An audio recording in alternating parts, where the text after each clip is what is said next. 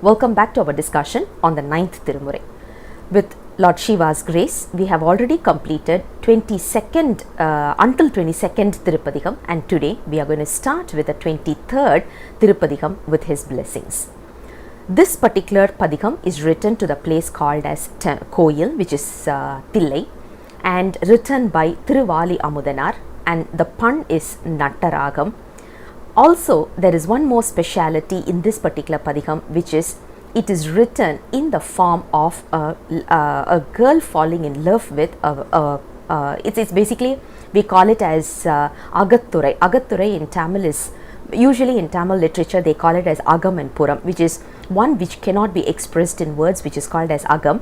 Puram is whatever we can express, like a man's beauty or valor or his charity or his grace. All those are considered to be the Puram. So here in this particular Padikam, it is written in the format of Agam, which is more towards a husband and wife or a girlfriend-boyfriend kind of a relationship. And here the soul is considered to be the female and Lord Shiva is the male. So when the soul achieves its purpose, it means that the soul is trying to get to Lord Shiva. That is what Agam is all about. So we are going to start with the very first verse. Chidambaram. Pavala Maal Varaiyai pani padandanayador padaroli taru Thiruneerum kuvalai maamalar kanniyum kondrayum துன்று போர்க்குழத்திரு சடையும் திவள மாளிகை சூழ் தருதில்லையுள் திருநடம் புரிகின்ற தவள வண்ணனை நினைதோறும் என் மனம் தழல் மெழுகோக்கின்றதே. திருச்சிற்றம்பலம். In this particular verse, it's coming from a girl, and the girl is falling in love with Lord Shiva, and she says, I'm seeing Lord Shiva, who's performing the cosmic dance. We all know the cosmic dancer in the place called as Thillai. The way how I look at him now is, it is as if there is a mountain made out of coral.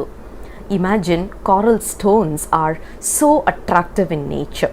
The red color especially is so attractive. If you can imagine an entire mountain made of coral, we can imagine the beauty of it, isn't it? Now, if you say mountain, obviously there is going to be mist formed around it. Now, this particular mountain is also having mist, which is nothing but the holy ashes. So, can you just imagine the beauty of it? It is so beautiful that Lord Shiva is like a coral mountain, and on top of him, since he has the holy ashes, it looks like white strips on him. And not only that, he has all the beautiful flowers that he has decorated. He has done his hair so beautifully that there are a lot of flower decorations on his hair. With all these, he is performing his cosmic dance. The moment I saw him, or the moment I am seeing him, my heart has become like a candle. When we say a wax in front of a fire, we all know what will happen to the wax, isn't it? Now that is the state that I am going through when I see Lord Shiva. This is a very important state in Shaivism, especially when we talk about a devotee. The moment we see Lord Shiva, the moment we see our Guru, and also when we see other devotees, all we have to, the way how we have to start melting is like a wax. That is what verse number 1 is all about. And the second verse, the verse goes this way. Thiruchitrambalam. ஒக்கவோட்டந்த அந்தியும் மதியமும் அலைகடல் ஒலியோடு neck வீழ்தரு நெஞ்சினை பாய்தலும் நிறையழிந்திருப்பேனை checker மாளிகை சூழ்தரு தில்லையுள் திருநடம் வகையாலே பக்கமோட்டந்த மன்மதன் மலர்கணை படுந்தோறும் மலர்ந்தேனே. திருச்சிற்றம்பலம். Today's verse, as usual, we know it's also coming in as a girl falling in love with Lord Shiva, and in this verse she says, I have seen Lord Shiva performing his cosmic dance. I'm longing to see that dance, and it looks like it's not only me who's longing to see his dance, but even the dawn, as in the evening time, is also coming up, as in the sun has started to set off and the moon is rising. And we all know in love, usually the evening time as well as the moon is going to create a lot of turmoil in us, especially someone who's fallen in love. So the entire state talks about the pain that she's going through because of this love that she has on Lord Shiva. Not only that, she's also able to hear the beautiful wave sounds of the sea. All these are troubling her to the extent that she's forgetting herself, and she starts to laugh or cry, or her emotional outburst is coming out even without her knowledge. Now she's able to understand it is all the play of Cupid. That is how the second verse ends. Now if we look at the inner meaning of this, we all know we, as in the soul, is the girl, and Lord Shiva is our man. Now when we have seen our man, we need to reach him, and in order to reach him, we need some kind of a tool or an equipment or some kind of a means to achieve that.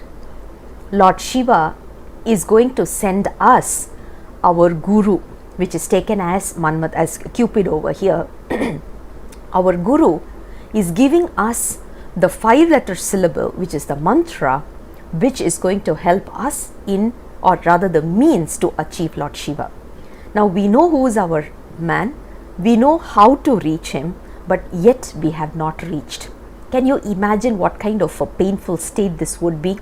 And when we realize that, that is where all our incapability will start to pinpoint us, and that is where we start to laugh and we start to cry and we start to shout and yell and behave in a very, very weird manner that no one else will be able to understand.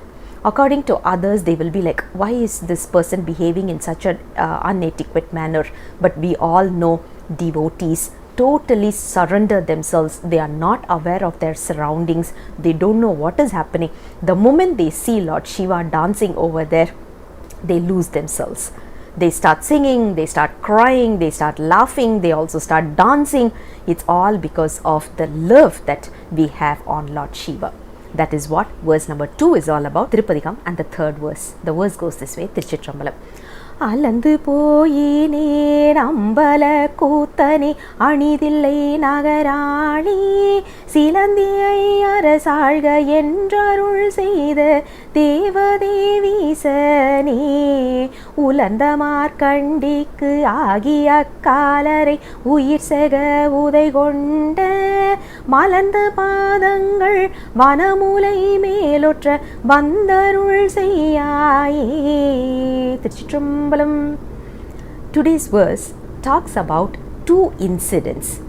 One is, we all know, where Lord Shiva, because of Markandeya Rishi, in order to save Markandeya Rishi, when he was about to be caught by Lord Yama, Lord Shiva came in and he just stamped on him and threw him off. Because Markandeyan was one of the best devotee and he was performing his Shiv Puja. And when a person is performing Shiv Puja, no one is supposed to disturb them.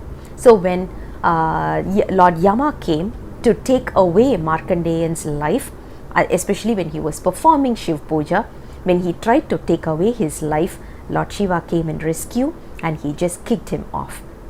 That is the first incident. Second incident is, we all know one of the Nayanmar, out of the 63 Nayanmars, one of the Nayanmar is called as Kochenganar.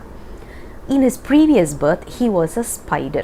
We all know this story. He was a spider and there was an elephant. Every day the elephant was performing Shiv Puja for one of the lingam. It would take water from the pond or lake and then it will come and it will perform Abhishekam. There was also a spider who was living there, who wanted to protect Lord Shiva from having all the dried leaves and all these, because it was in an open space. The Shivlinga was in an open space. So the spider used to weave a beautiful web on top of Lord Shiva in such a way that all the leaves that is dropping off the tree will be on the web itself and it will not fall on Lord Shiva. But when the elephant was performing its Abhishekam every day, the web was destroyed. Spider was so furious that every day when it builds the web, it's been destroyed by the elephant. So one day it wanted to take revenge, and what it did was it just got into the trunk of the elephant. Because of the tickling and the pain, the elephant just hit its own trunk on the floor, and it died off. The spider also died, but eventually the spider was given a second life, and in that he became one of the most famous Chola king, known as Kochengachoran, who built 72 temples. And we can see the grudges that he was carrying even in the next birth, that all his temples are called as Mada Koil, which means elephants cannot get into it. The next birth he built those temples, but elephants will not be able to, so the path will be so narrow that elephants are not allowed to go, will not be able to go into the temple. And here that incident is also recalled, as in Lord Shiva gave the option for a spider to become a ruler, to become a king in an empire. That is what Lord Shiva is capable of, and he is the one who is giving me so much of a pain because of the love I have, and I want his feet, the feet that kicked Lord Yama. I want that feet to be on me, because the place that I can hide forever in this, forever and ever is the place under Lord Shiva's lotus feet. That is what verse number 3 is all about. And the fourth verse, the verse goes this way: Thiruchitrambalam. அருள் செய்தாடு நல்லம்பல கூத்தனை அணிதில்லை நகராளி மருள் செய்தெந்தனை வனமுலை பொன்பய பிப்பதும் வழக்காமோ திரளும் நீண்மணி கங்கையை திருச்சடை சேர்த்தி அச்செய்யாளுக்கு உருவம் பாகமும் ஈந்து நல்லந்தியை ஒண்ணுதல் வைத்தோனே. திருச்சிற்றம்பலம். Today's verse also talks from a girl's point of view who has fallen in love with Lord Shiva. She says, I saw your beautiful cosmic dance in the place called as Thillai. The moment I saw that, I fell for you, I fell in love with you, and because of that, I got anemic, because I'm not able to eat properly, I'm not able to sleep properly, and I'm getting a lot of anemic behaviors. Because of that, as in because of the longingness that I need to be with you, I'm suffering. Why don't you show me mercy? And the last two lines of this verse talks about the way how Lord Shiva showed mercy to Ganges. We all know Ganges was brought all the way from heaven, and it was coming in with such a gush that it would, the moment it reaches the earth, it would have destroyed the entire planet. And because of that, Lord Shiva took it in his hair and made it stay in his hair itself, and that too just one strand of hair.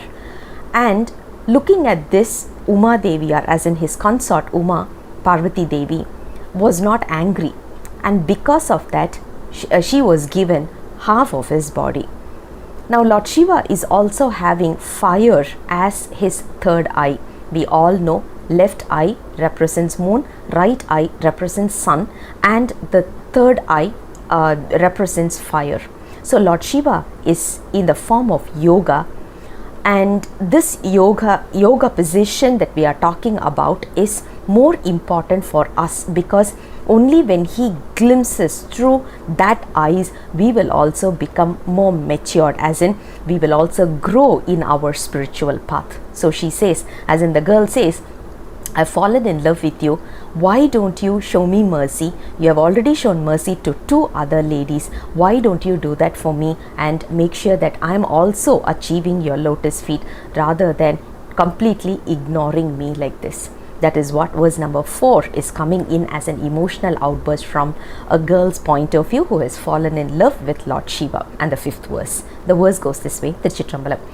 வைத்த பாதங்கள் மாலவன் காண்கிலன் மலரவன் முடி தேடி eighth வந்தெழிந்தின்னமும் துதிக்கின்றார் எழில்மறை அவற்றாலே செய்தலை கமலம் மலர்ந்து ஓங்கிய தில்லையம்பலத்தானை பத்தியால் சென்று கண்டிட என் மனம் பதை பதை பொழியாதே.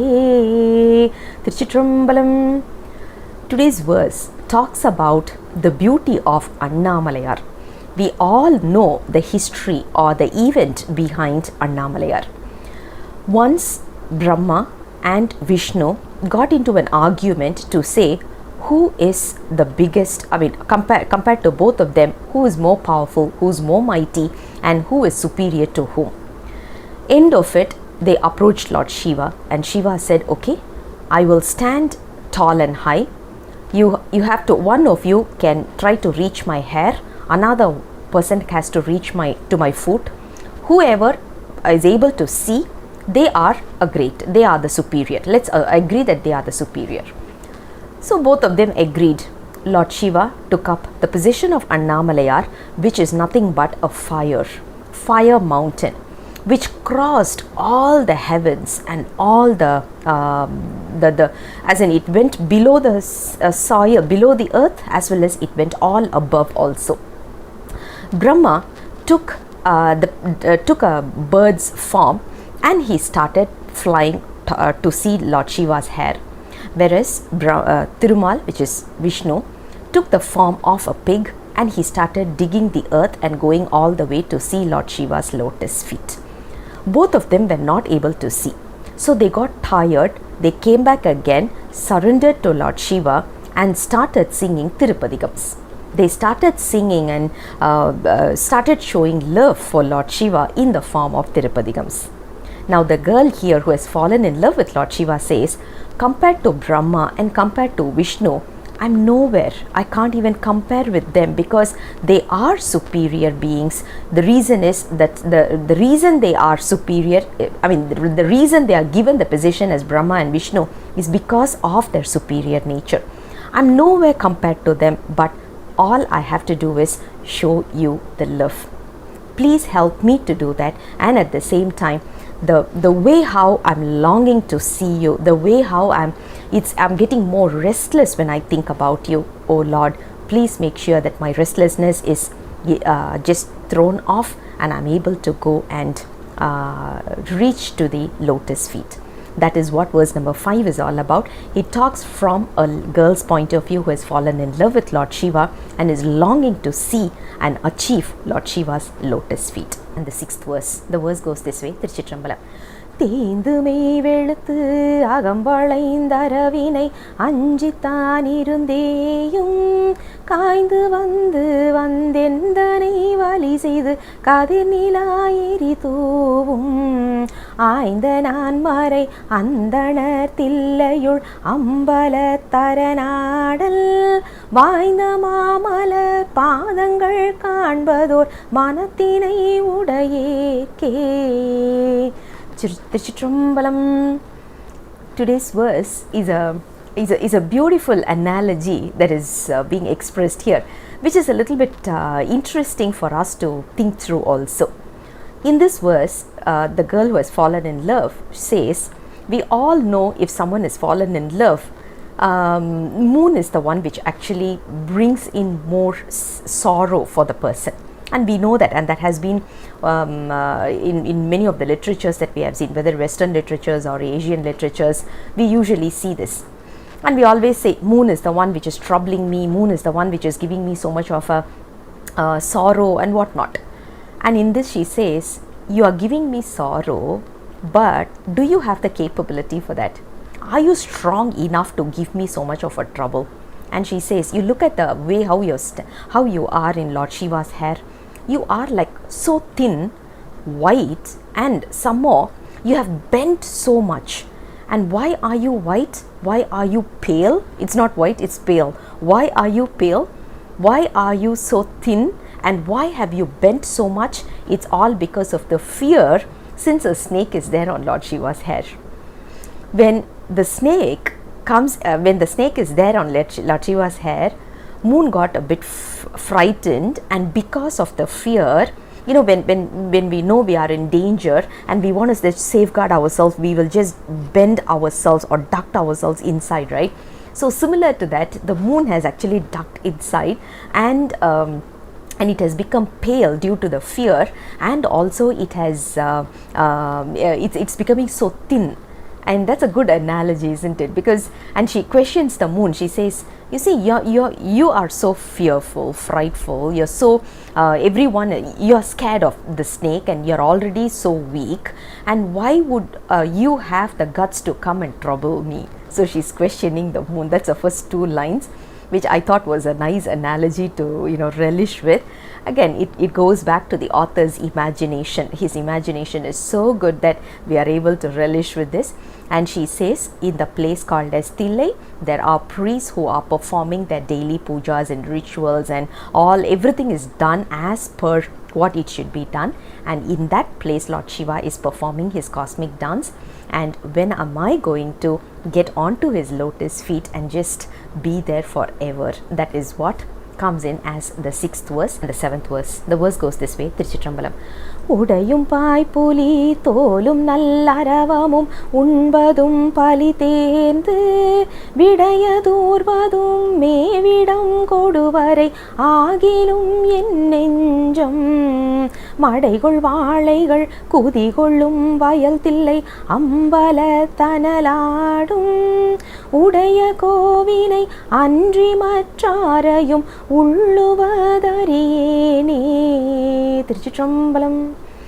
Today's verse talks about love without any expectation. In today's world, this is being reduced. We are able to see that when we fall in love with someone, we have so much of expectations in terms of money, in terms of the relationship, in terms of education, status, whatever. But in this particular verse, the girl says, I've fallen in love with Lord Shiva, the one who's dancing in the place called as Thillai. I've seen him, I've fallen in love with him, and I'm not going to change my mind. After I've fallen in love with him, then only I started realizing that he doesn't even have a proper dress to wear. All he's having is only skin from a tiger, and a belt is nothing but a cobra. He's not having a proper dress or a belt. And what is his vehicle? He's not even having a decent vehicle. He's only riding a cow, a bull. And he's getting alms from different houses and having that as food. He doesn't even have a salary. Now, the next one is, so where does he live? He lives in the most cruel place called as Kailash. And we all know Kailash is so cold, and it has a lot of issues in breathing and all these when we reach there. So he lives in that particular place. In spite of all these, I'm still in love with him, and I can never change my mind, because I know he is going to be the one who's going to, he's my savior, and he is the one who's going to guide me in the path of spirituality, and at the same time make sure that I reach his lotus feet. So he is my love. He is everything for me, including like Guru, God, whatever we call it. He is the only one, and I know that I'm not going to change my mind. That is what she says in a more determined manner, and that comes verse number 7 and the 8th verse. The verse goes this way, Thiruchitrambalam. அறிவும் மிக்க நல் நாணமும் நிறைமையும் ஆசையும் இங்குள்ள உறவும் பெற்ற நல் தாயோடு தந்தையும் உடன் பிறந்தவரோடும் பிரிய விட்டுனை அடைந்தனன் என்றுகொள் பெரும்பற்ற புலியூரின் மறைகள் நான்கும் கொண்டந்தனரேத்தனன் மானடம் மகிழ்வானே. Thiruchitrambalam. Today's verse talks about the stage when someone, as in a girl, falls in love with a man, with her soulmate. She would be ready to leave anything, even her identity, and we have seen that in many places. especially when they are ready to let go everything, not just their parents and coming to the in-laws house, but even their own identity, their own ego, everything they are ready to let go. That is what real love is all about. And in this particular verse, the girl says Lord Shiva is performing cosmic dance in the place called as Thillai, and in this place there are priests who are performing all types of pujas and rituals and heavens and all these. That kind of a place, beautiful place, is Thillai, and Lord Shiva is performing a cosmic dance there. And looking at him, I fell in love with him, and because of that I'm ready to let go whatever I was thinking as very precious to me. One is even my intellect, my knowledge, my wisdom, I'm ready to let go. Also I've already it's not just ready to let go, but it's like gone out of me. Also whatever things I'm possessing, as in jewelry, my dresses, or anything that is with me, and even my parents, my siblings, my brothers and sisters, my siblings basically, and everyone around me, my relatives, I'm ready to let go every one of them for the sake of Lord Shiva.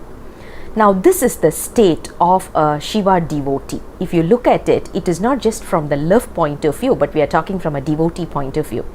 When we have surrendered ourselves to Lord Shiva, we know he will take care of everyone and everything.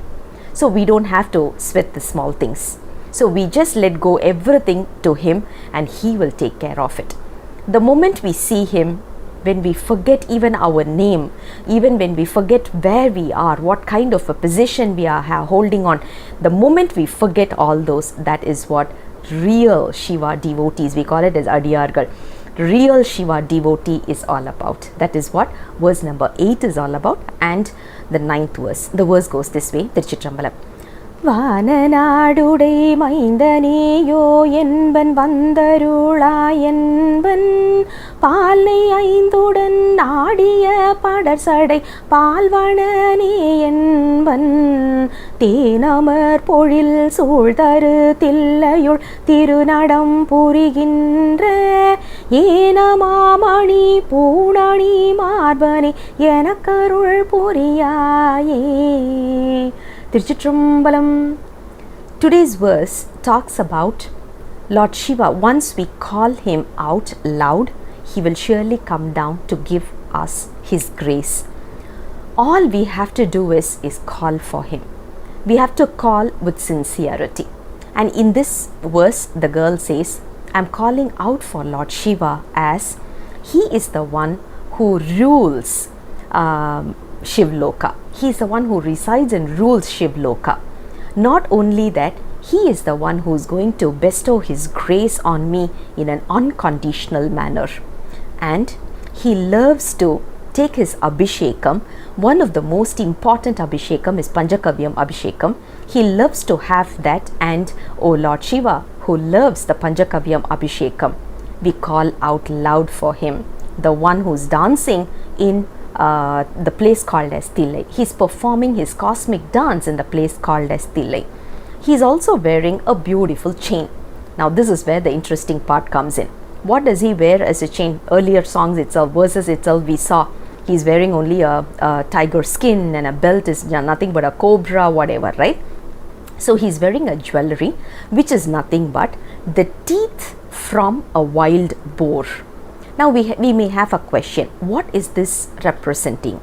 It's actually an analogy, it's a representation, it's a symbolic representation to say, because we all know the wild boar, the teeth of a wild boar is actually very, very strong, because it comes as a teeth itself. It's an extension of the teeth. It is not a horn basically, so it's more strong. And that's why in the earlier Puranas and all these, we could see that Lord Vishnu was able to hold on to the entire earth in his between his two teeth, as when he was taking the avataram as the Varaga avataram. So we know that this is the history. So it says that it's a very, very strong teeth. Now what does it represent? Obviously the only thing we have in a very strong manner is our ego, our ignorance, our whatever we call it, all the nasty things that we have today, isn't it? So this is what is a representation of that wild boar teeth. All we have to do is just surrender to him.